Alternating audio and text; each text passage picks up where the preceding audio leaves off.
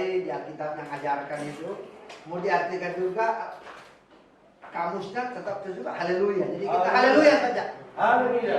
Selamat atas ulang tahun 1 tahun Gafra ya. Tadi saya lihat di itu GA Victoria, tentu ada artinya ini ya.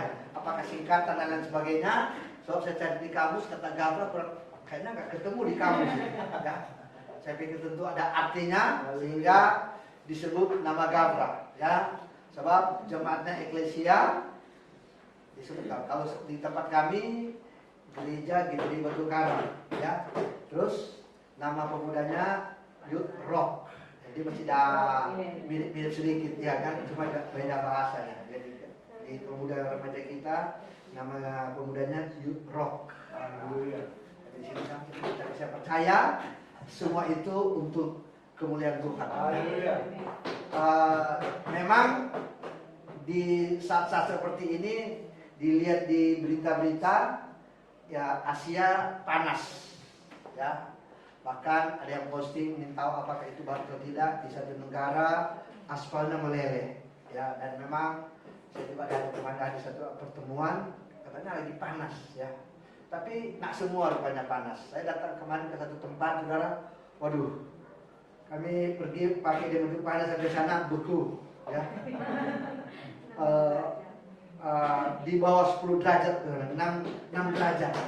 Padahal itu belum musim dingin ya. Itu di negara tersebut tidak musim dingin ya. Di Korea itu tidak musim dingin. Dan negara ini lagi dingin ya. Sehingga harus pakai jaket tebal ya. Langsung ketahuan ya. Jangankan kami, banyak juga orang-orang seperti mereka itu dengan jaket yang tebal. Rupanya memang dingin ya. Bahkan mereka bilang di negara mereka kalau musim dingin bisa di bawah 0 katanya. Di tempat yang dimana kami datang ya. Itu kalau udah di bawah, waktu kami datang pulang aja masih 10 derajat ya. Waduh, itu masih dingin. Di kita ini kalau nggak salah 30-an, 36 ya. Tapi saya percaya itu tidak menjadi hambatan untuk kita beribadah kepada Tuhan ya. Selamat ulang tahun kepada Youth Gafra di tempat ini, sesuatu yang indah. Saya beri kesempatan untuk melayani di tempat ini ya.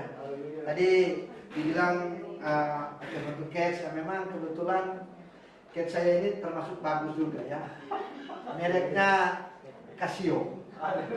Ya, cake saya ini merek Casio ya. Dikasih orang. Merek komputer ya. Ada yang satu dikasih anak saya, ada yang satu dikasih ini yang saya pakai dikasih teman saya, ada yang satu dikasih ponakan, pokoknya ya pakai aja ya. Karena ada ya sudah dipakai aja. Tapi semua itu karena berkat Tuhan. Jadi nama mereknya saya kasih merek Casio, bukan Casio. Ada kok apa? Keyboard merek Casio ya. Tapi kalau saya Casionya itu kasih orang. Tuhan memberkati kita semua. Mari saya buka kitab Injil Yohanes pasal 8 sebagaimana tema kita pada hari ini ya. Tema kita yaitu Injil Yohanes pasal 8 ayat yang ke-12. Luar biasa tema dari pemuda remaja youth di tempat ini di tahun yang pertama. Mari kita baca sama-sama tema ini. Apakah boleh berdiri atau duduk? Berdiri aja. Sama-sama kita berdiri. Yohanes 8 ayat yang ke-12. Kita baca bersama-sama ayat ini. Yohanes 8 ayat 12 perjanjian baru, terjemahan baru. 2, 3. Maka Yesus berkata pula kepada orang banyak, katanya, Akulah terang dunia. Barang siapa mengikut aku, ia tidak akan berjalan dalam kegelapan, melainkan ia akan mempunyai terang hidup. Amin. Tuhan berkati ayat yang luar biasa. Yesus berkata ya, dia katakan akulah terang dunia. Ya. Semua udah aminkan ini Yesus adalah terang dunia. Bukan hanya pada waktu peristiwa Natal saja ya, tapi setiap saat Yesus itu terang dunia. Amin. Saya kemarin hadir di satu acara ya, di mana yang hadir itu 67 negara dari Afrika, dari semua benua hadir ya. Bahkan kami rombongan tiba lebih dulu kami ada bersama dengan utusan dari ketua parlemen satu negara di Asia di Pasifik, Samoa. Ya, kami ngobrol ya, walaupun pakai bahasa roh, tapi kami ngobrol. Sebab ya, bahasa Inggrisnya pas-pasan, tapi ya sudah lah ya. Tapi tetap nyambung kita bercerita.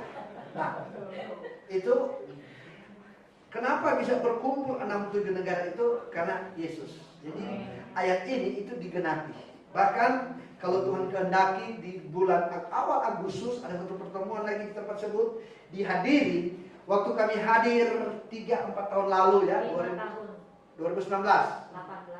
2018 ya, ya Pak, 2018 kami hadir, itu dihadiri oleh 115 negara kalau tidak salah. Ya. Di dunia ini negaranya kalau tidak salah 200-an, jadi lebih dari separuh. Ya. Hadir di acara itu, saya nggak tahu ini yang di kampus bahkan bisa lebih meningkat. Dan seluruh yang itu dari seluruh pelosok dunia. Ya. Jadi menggenapi ayat ini Yesus katakan akulah terang dunia, bukan cuma di tempat ini, amin. Amin. Bukan cuma di tempat ini, bahwa terang dunia Yesus itu sungguh ajaib dan nyata, dan itu berlaku secara universal. Semua orang percaya di belahan dunia manapun tetap akui Yesus adalah terang dunia. Jadi kalau ada orang satu pribadi yang masih meragukan terang dunia, itu sangat ketinggalan. Sebab ada orang-orang di belahan dunia yang lain mengakui Yesus itu terang dunia. Dan terang itu bukanlah sekedar terang saja, ya. Bukan hanya sekedar terang saja. Terang yang punya dampak, ya. Terang yang punya dampak, ya. Ada satu benda kalau dia nempel terang maka benda itu juga jadi terang. Ya, seperti lilin lah, ya kan? Lilin kalau dia nyala, ada satu lilin dia nempel sumbunya itu pasti nyala, terang juga, ya. Dia berdampak. Tapi Yesus bukannya sekedar seperti lilin, dia lebih daripada itu. Amen. Dimanapun orang itu nempel, orang itu pasti jadi terang. Amen. Sebab terang yang sesungguhnya itu adalah satu pribadi Yesus. Dan ayat ini sangat jelas dikatakan, akulah terang dunia. Amen. Suatu proklamir, ya. Suatu pernyataan dari satu pribadi, ya, yang kita percayai, yang hanya Yesus satu-satunya yang katakan itu. Agama lain selalu punya panutan.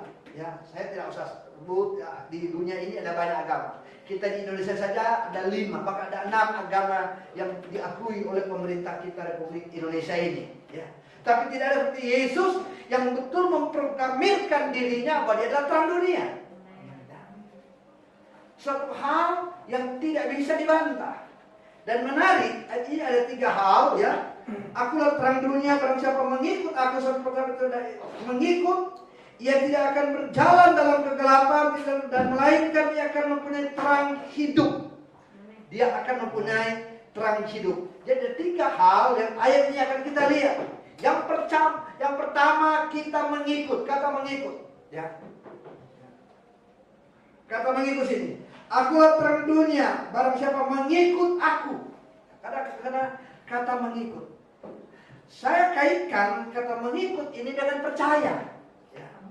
Dalam Yohanes pasal 1 ayat 12 di sana dikatakan, ya, Injil Yohanes 1 ayat 12 saya baca, ya. Tetapi semua orang yang menerimanya diberinya kuasa supaya menjadi anak-anak Allah, yaitu mereka yang percaya dalam namanya. Amen. Sebab kata mengikut, siapa yang kita ikuti tentu kita harus percaya orang yang kita ikuti. Ya. Saya terlalu yakin youth di tempat ini bisa berkumpul karena percaya gembala mereka di tempat ini. Ya. Karena kita percaya, kita kenal gembala kita tahu dia, ya. Sehingga kita ikut dia. Jadi kata ikut tidak bisa dipisahkan dengan kata percaya. Tidak mungkin kita ikut seseorang kalau kita nggak percaya orang tersebut. Tidak mungkin kita ikut satu sinode seperti gereja kita GPDI kalau kita tidak tahu latar belakang, background daripada GPDI kita ini. Ya. GPDI sudah 102 tahun, ya. Tahun 21, 100 tahun ini tahun 23, ya. 102 tahun GPDI kita. Ya. Tidak mungkin kita pakai merek gereja Pantai Kosta di Indonesia kalau kita tidak tahu siapa itu GPDI. Karena kita percaya bahwa GFD itu percaya Alkitabnya, maka kita ikut dia. Itulah kata mengikut. Tentu kita percaya siapa yang kita ikut.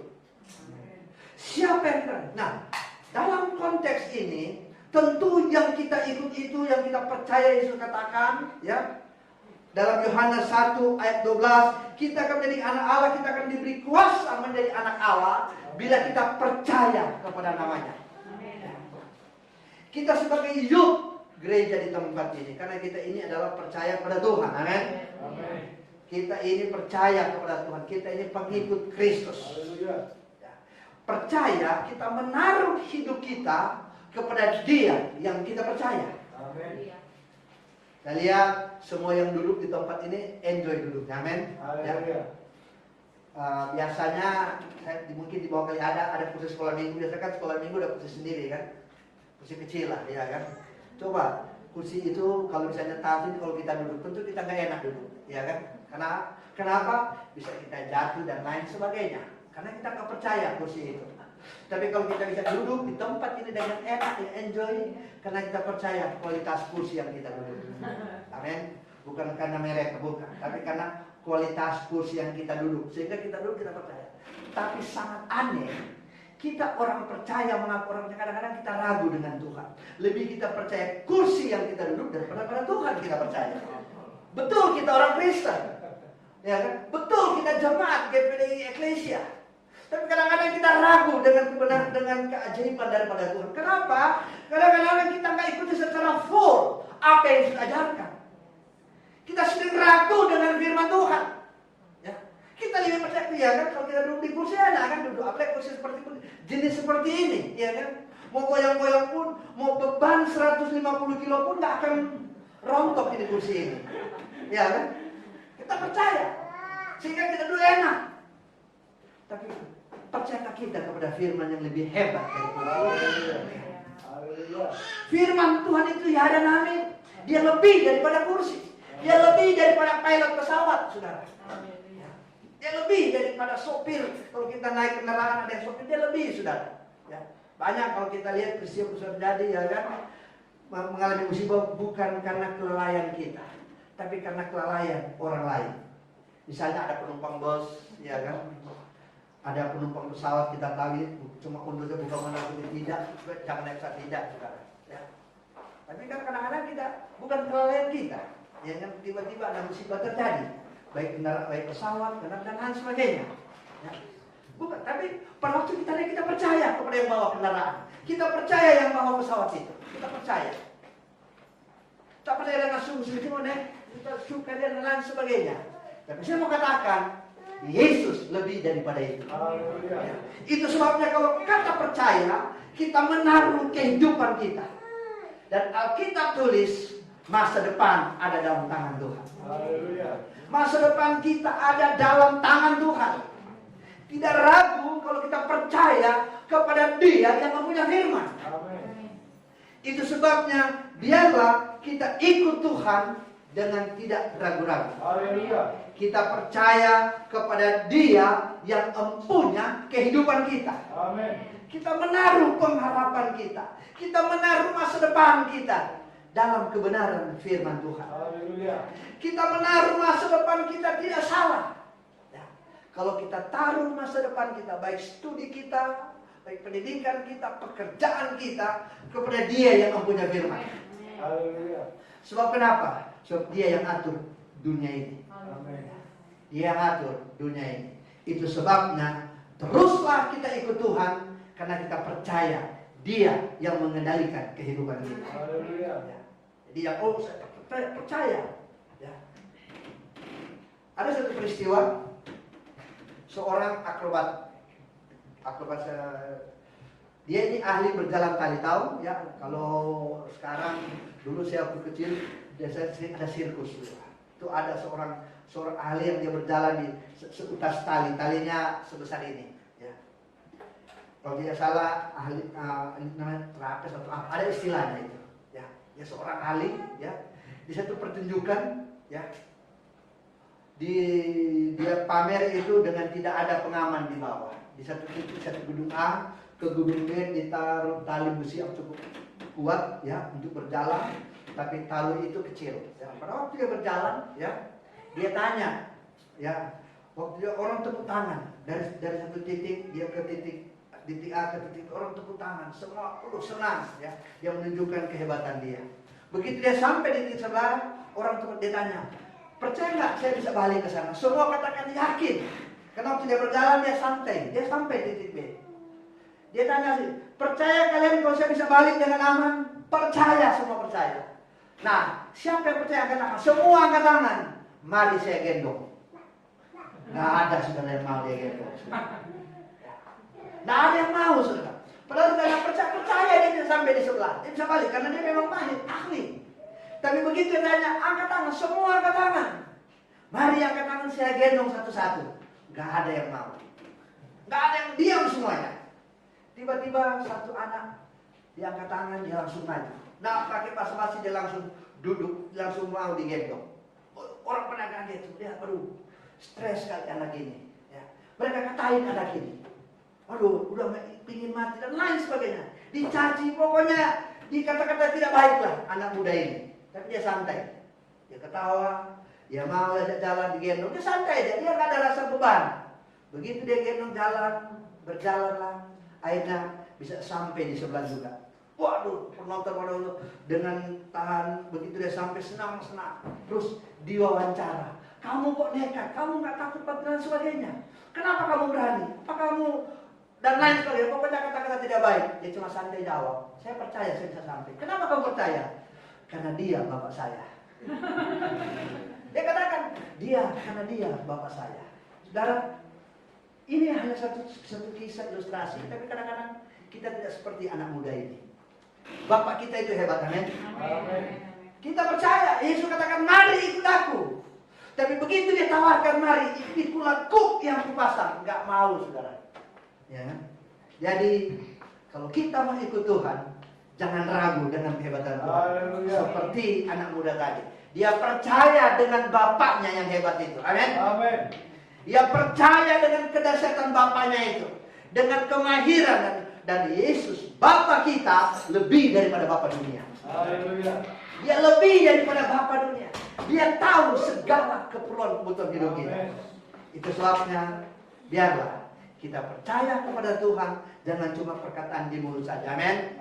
Betul-betul kita ikut firman yang empunya kehidupan kita. So, dalam firman Tuhan ada masa depan. Yang berikut kita lihat jalan dalam kegelapan. Jalan dalam gelap itu nggak enak, saudara. Ya. Kenapa tidak enak? Sebab banyak bahaya. Ya, jalan dalam kegelapan. Entah bisa jatuh, terbentur dan lain sebagainya. Tapi ayat ini katakan, saya baca sekali lagi. Akulah terang dunia, barang siapa mengikut aku, ia tidak akan berjalan dalam kegelapan. Keadaan memang kita dunia ini terang, saudara. Ya. Dulu kalau kita Google di dunia ini cuma satu tempat nggak tahu sekarang, yang gelap, saudara, yaitu Korea Utara. Nggak tahu kalau di Google dunia itu, kalau dilihat di peta dunia, di map dunia bisa, cuma ada satu daerah yang gelap, Korea Utara. Dunia ini dengan kata lain terang. Tapi bukan ini maksud saya, firman Tuhan katakan, kalau kita berjalan dalam Tuhan, kita tidak akan berjalan dalam kegelapan. So, berjalan dalam kegelapan tidak enak, saudara. Banyak hal-hal yang akan terjadi. Sesungguhnya dalam keadaan dunia ini banyak hal-hal gelap yang ada di sekitar kita. Bukan gelap karena PLN boikot, ya, PLN kasih mati saklar, bukan. Tapi keadaan dunia lah yang sudah penuh dengan kegelapan.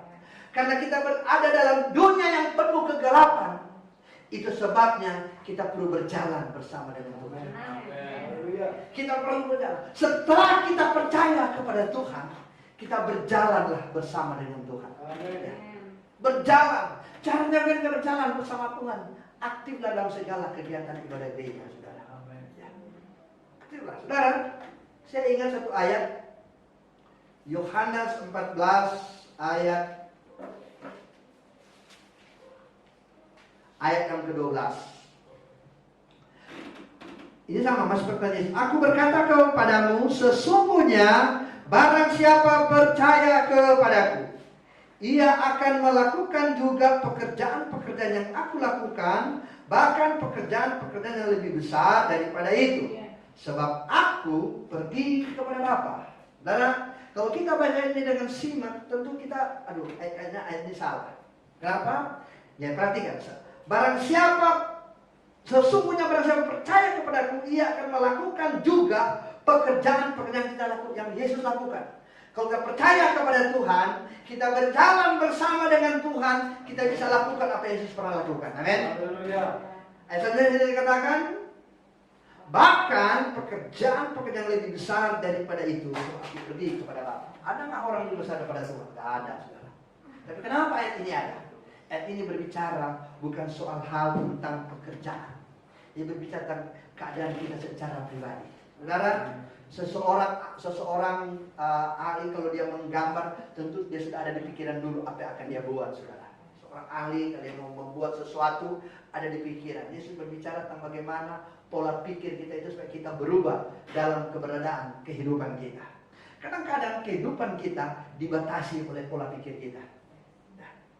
Keberadaan kita, kenapa kita tidak bisa maju? Karena kita dibatasi oleh pola pikir kita. Dan ini ditujukan kepada hal yang seperti tersebut. Kalau kita percaya kepada Tuhan, kita akan melakukan apa yang Tuhan pernah lakukan.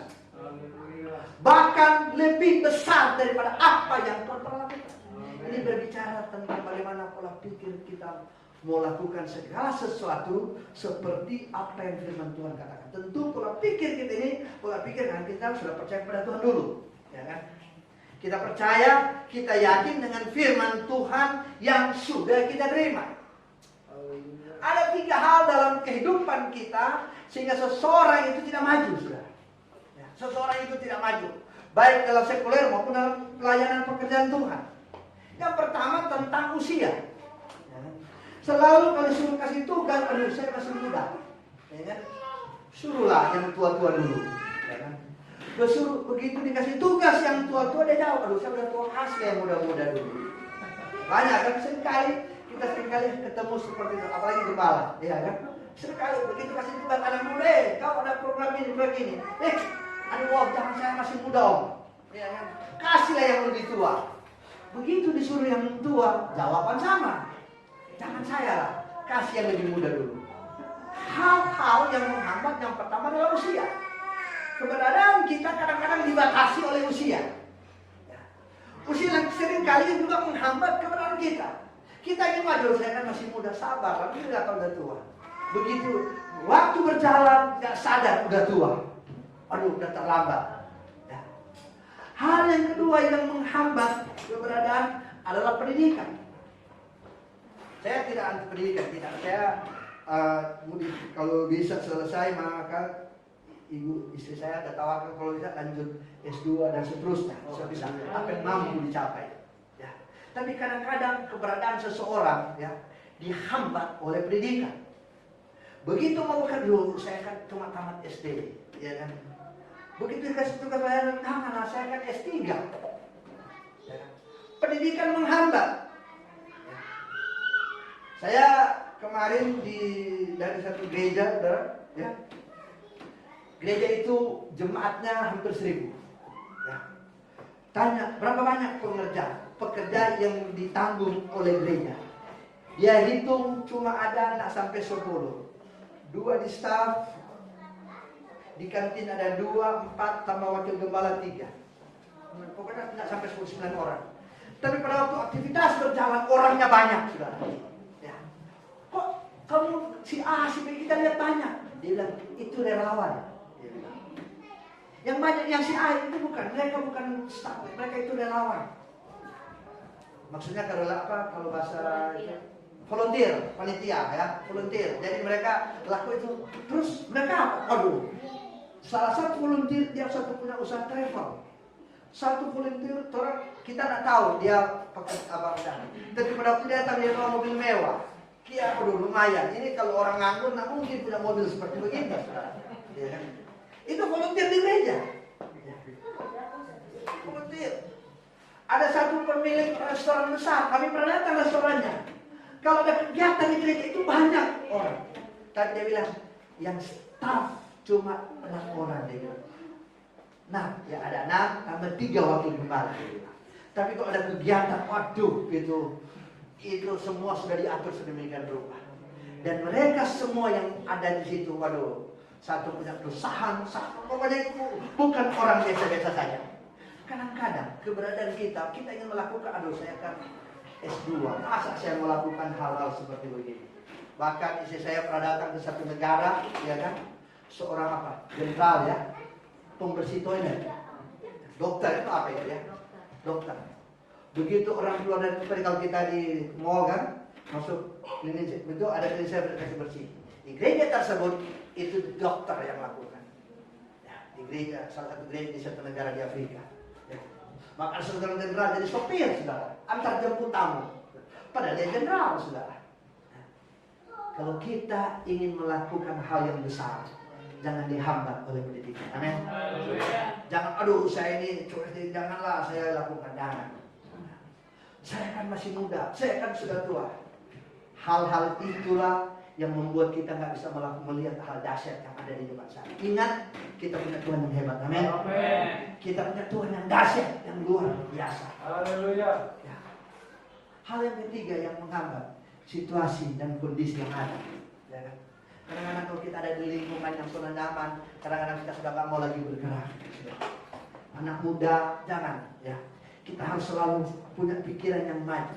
Jangan dihambat oleh ketiga hal. Jangan dihambat, kita masih muda atau kita sudah tua. Atau pendidikan kita, kalau saya cuma pendidikan, sudah. Kalau kita berjalan bersama Tuhan, Yohanes 14:12, kita akan melakukan hal-hal yang besar. Kenapa? Karena Tuhan kita itu besar. Amin. Tuhan kita itu dahsyat dan luar biasa. Dia Allah yang kita percaya. Jangan kita percaya pada begitu kita ikut Tuhan ragu-ragu, saudara. Jangan ragu dengan Tuhan yang kita sembah ini. Sebab Dia jamin masa depan kita. Dia jamin hal-hal yang tidak bisa kita pikirkan, hal-hal yang tidak bisa kita lakukan. Kalau kita percaya kepada Dia yang mempunyai, Dia bisa lakukan hal-hal seperti itu. Saudara, saya terserang, saya tidak seperti Bapak Gembala, tahu berapa bahasa. Ya kan? Saya kemarin disuruh maju ke depan untuk mempresentasikan. 2 penterjemah saya, saudara. 2 penterjemah. 1 penterjemah bahasa Indonesia ke Inggris, 1 dari Inggris ke Korea. Terus itu ada beberapa bahasa negara yang diterjemahkan pakai apa itu? Alatnya ada berapa orang yang terjemahkan, saudara. Ya. Banyak orang yang terjemahkan. Kalau mau dipikir soal bahasa, nggak bisa. Tapi kita punya Tuhan yang besar. Jangan kita tidak mau maju karena kita melihat keberadaan kita. Kalau kita melihat keberadaan kita ini kecil, saudara. Kita ini nggak bisa buat apa-apa. Ya. Tapi kita punya Tuhan yang besar. Dan Allah yang saya sama dengan Allah Bapak Ibu saudara-saudara pemuda yang ada di tempatnya yang sembah, saudara. Cuma satu saja, kita percaya kepada Dia dan kita menaruh hidup kita, harapan kita kepada Dia yang mempunyai kehidupan kita. Dan saya percaya Dia yang kita sembah adalah Allah yang hidup, selalu melihat keberadaan kehidupan kita. Bagian yang terakhir kita lihat tadi Yohanes 8 ayat 12. Ia tidak akan berjalan dalam kegelapan, melainkan ia akan mempunyai terang hidup.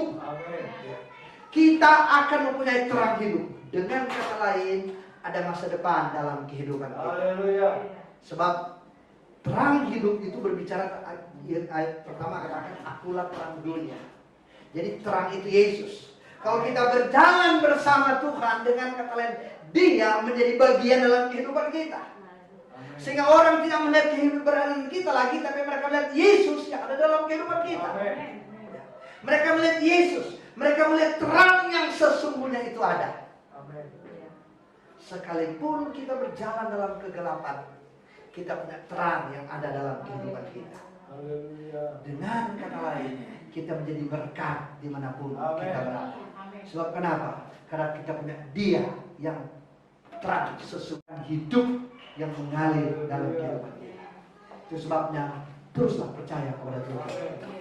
Taruh masa depan kita kepada Dia yang mempunyai kehidupan. baik pemuda remaja, baik tadi pemimpin dia katakan pemuda pada masanya, ya kan? Soal kita ini muda sebab bangsa Indonesia itu tidak buat definisi usia muda itu sampai kapan. Sebab berapa hari yang lalu Menteri Pemuda kita umurnya hampir 60, baru sekarang umurnya baru 30 Menteri Pemuda. Ya, jadi pemuda itu tidak ada batasan usia. Kita tetap pemuda di masanya saja. Saya terus kepada Tuhan dan saya yakin Dia pasti memberkati kita. Puji Tuhan, Tuhan memberkati kita. Mari saya bersama-sama kita berdiri.